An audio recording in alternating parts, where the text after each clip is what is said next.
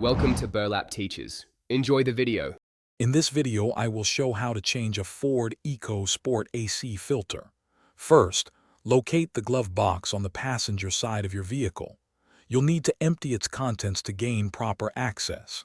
Next, carefully release the dampener arm, usually on the right side, and then unclip the stops on both sides.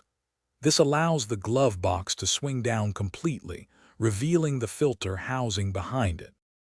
Once the glove box is down, you'll see the rectangular AC filter housing cover. It's typically secured by 2 clips or a few small screws. Gently unclip or unscrew these fasteners and remove the cover. Now, you can carefully slide out the old cabin air filter. Note its orientation, as the new filter needs to be inserted in the same direction, usually indicated by an airflow arrow. Before inserting the new filter, check the airflow arrow on its side. This arrow should point in the direction of the airflow, typically towards the rear of the vehicle. Carefully slide the new filter into the housing until it's fully seated.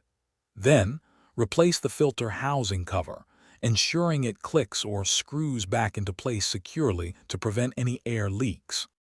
Finally, lift the glove box back into position and reattach the side clips.